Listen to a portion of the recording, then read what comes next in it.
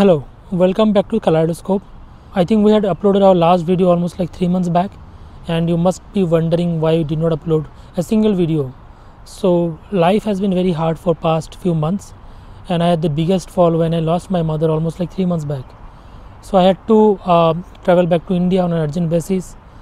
I took a direct flight from Toronto to Delhi, and then from Delhi to Kolkata, and then Kolkata to Agartala, which is my hometown. I stayed in India for almost 2 months, and very recently I have come back to Canada. Even though I'm in tremendous pain now, but I thought to upload this video for all those people who are planning to come to Toronto or Canada via Dubai from India. And I did not want to go to Delhi again. It did not make sense at that point of time. I wanted to take a flight from Kolkata itself because I knew I would take an indirect route. Direct flights from Delhi was very costly. The price of those flights were almost like $8,000 one way per person. So the route that I had taken was from Kolkata to Dubai, then Sharjah to Cairo, and from Cairo to Toronto. So because I had taken independent flight to Dubai, I also had to arrange for the visa, and the visa process for Dubai is pretty easy. I had used Make My Trip. You can probably use some other vendors as well. Usually it takes 3-4 days. There are some standard documents which are to be provided. The process is pretty easy peasy. Shouldn't take much time. You can apply for visa without even booking your tickets. That is also possible, but what I did, I had booked my flights first, and then I had applied for visa. If you are tight on budget, I recommend staying at Deira. One more important thing, if you need a SIM at Dubai for internet or any other purpose, I recommend taking it from the Dubai airport itself, because as soon as you get out of the airport, you will not be able to get any SIM, because they will ask for some UAE identity proof, which obviously you wouldn't be having, and they would not give you a SIM with your passport. So if you are wondering why I took the flight from Sharjah, not from Dubai, so flights from Sharjah are usually a little cheaper, and as you might be knowing, Sharjah is not far from Dubai as well. Sharjah Egypt Air staffs are very misinformed. Even though I had the PR card and I had all the documents, but then also they made me wait for almost an hour. Anyway, I boarded the flight from Sharjah.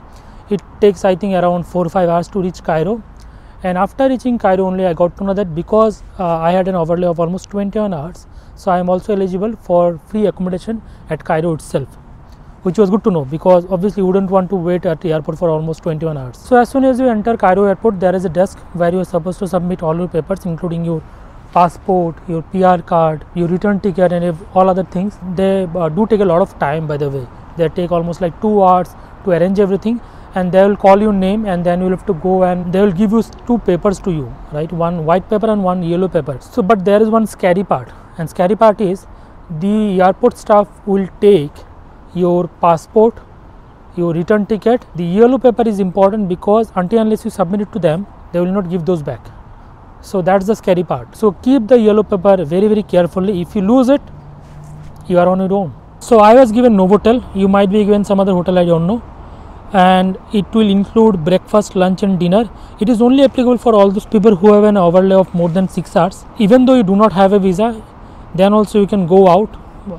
I was a little surprised, but yes, that was allowed. So if you want to go to some nearby places, check the area out, that is also possible, but keep the yellow paper with you. So you will get your return bus from hotel itself. Keep following up with the hotel staff. They will let you know when the bus would come, and also do check which terminal you are supposed to get off, because they will not tell you.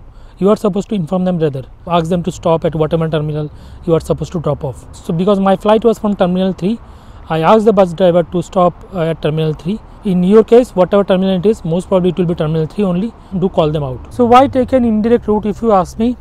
I think there are mainly 3 reasons. The first reason is obviously considering the current pandemic, and I think it's still continuing.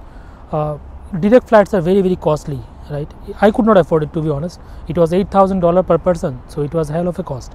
The second reason is if you take an indirect route and you travel to other countries, sometimes you get time to relax a bit, because traveling from India to Canada is pretty tiresome, and then you have some time to relax, to sleep and get refreshed.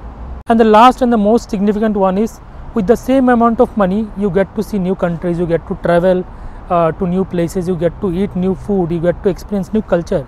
I think that is also very important, even though that was not the reason this time for me, but anyway, I did experience that too. Last 2-3 important points.